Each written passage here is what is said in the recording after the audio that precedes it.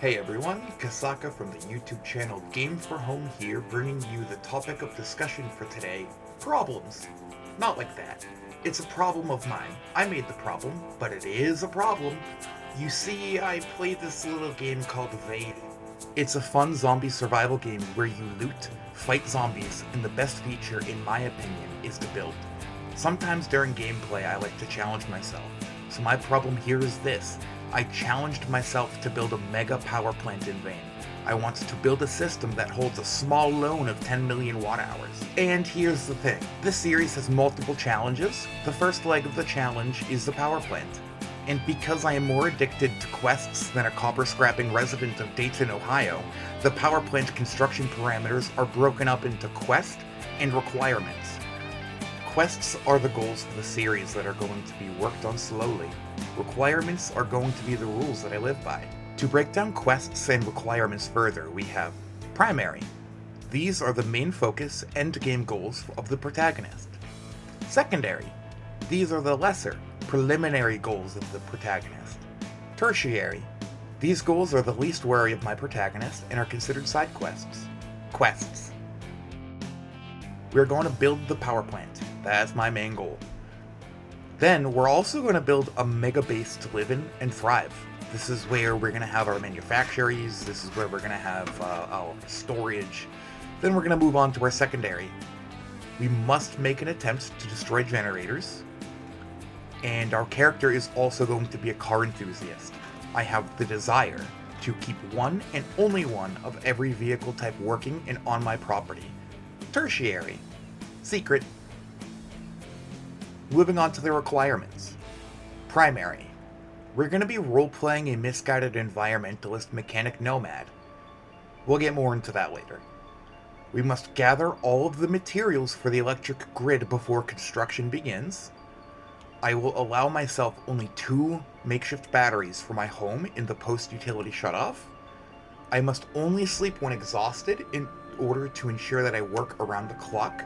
Double sleep is allowed. I must use melee weapons only. No gas generators. I cannot turn on any gas generator. Secondary. I must build a space to enclose my base before taking part in the majority of the challenge. I must build a space to dismantle vehicles before taking a part in the majority of the challenge. Tertiary. Secret. Moving on to some of the more technical specifications required for this mega million watt power plant project. A grand project such as this deserves a grand sounding name, so I bring you the super impressive mega power plant of totally respectable emperor of novelty and sumptuousness, or Simptrans for short.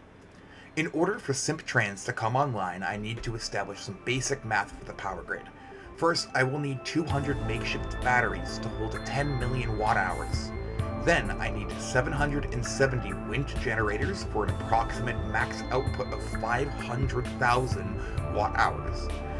I will also need approximately 1,429 solar panels to make 500,000 watt hour max output. Combining my massive solar and wind farms, I will produce a maximum of 1 million watt hours. In order to construct this massive project, I need approximately 8,732,1,650 copper wire bundles. So as you can see, we're gonna need a lot of stuff.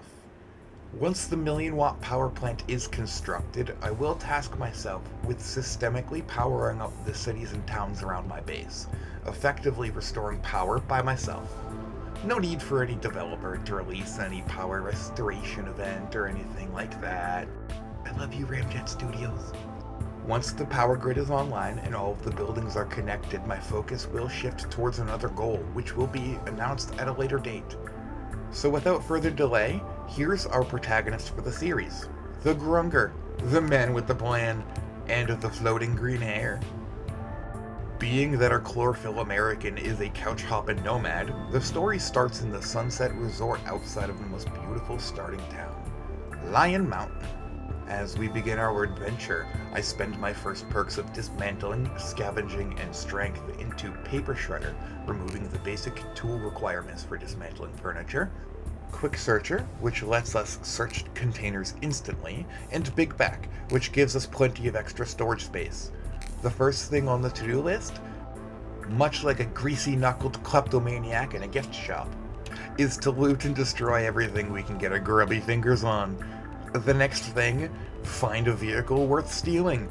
Once loaded up on fuel, I head out to discover the best early vehicle for mobile bases and Blue Rock Candy, the RV. I precariously maneuver my new recreational golf carts to where I can tow it with all my stored goods behind my new home. On the way out of the Sunset Resort, I spotted something that would make Father Elijah froth from his sun-bleached, wrinkled flaps. A solar panel. I have a mobile base, a golf cart full of precious loot, and my piece de resistance, the Sunsucker. It hasn't even been 4 in-game hours, and things are looking great.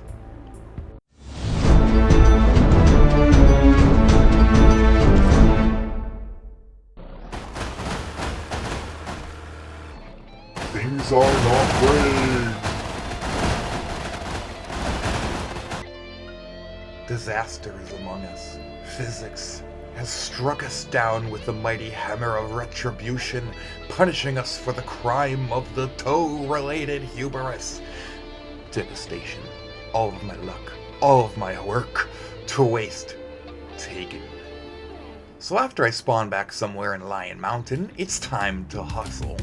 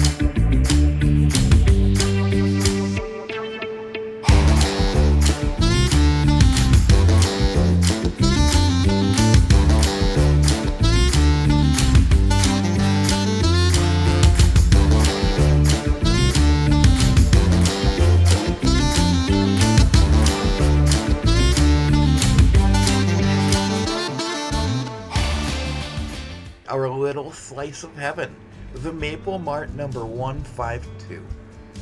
This is the location for the future. This is where we will forge the foundations of green energy. This is where the fabricators and the manufactories for the super impressive mega power plant of totally respectable and proved novelty and sumptuousness are located. Being that the challenge cannot truly begin until I fortify my base, build my regular storage, and build a workshop within my base to dismantle vehicles, I must acquire more materials. I must acquire more loot. And so I set out into the perils that the apocalypse solicits in search of more loot.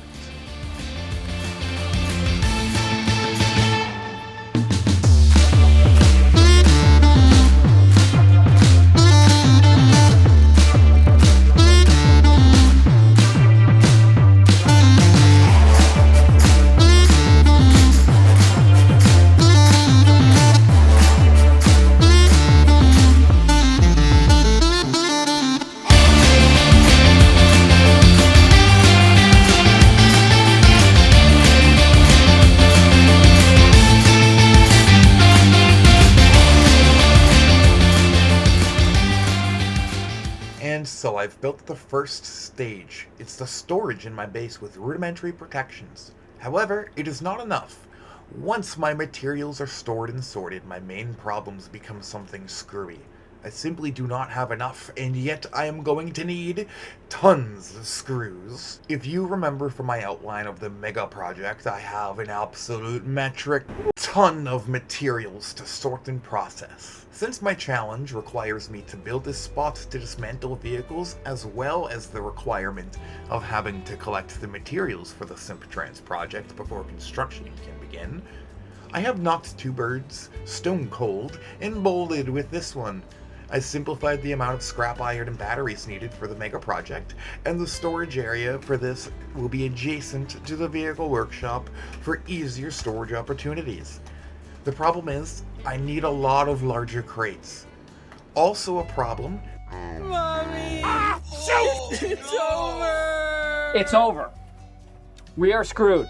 we already have lacking in the area of the screw department. And then to make matters worse, in order to fit the iron scrap and the car battery storage into the vehicle workshop, we need a lot of space. And yet another requirement means I have to fortify my base. The workshop and storage all require tier 2 fences, and these require, you guessed it, more screws. Since I already have the schematic for nails, the very last thing I need in order to set my plans in motion is the schematics for screws. So I would like to say thank you for watching my project overview for the super impressive mega power plant of totally respectable Emperor of Novelty and Sumptuous. Stay tuned to see if I get screwed in my search for screws.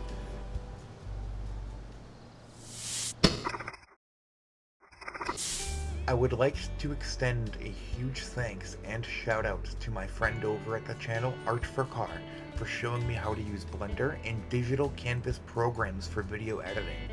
Art4Car is a friend of the channel, and it would be super cool if you could go check out some of her content and show some love. Until next time, Kasaka signing out.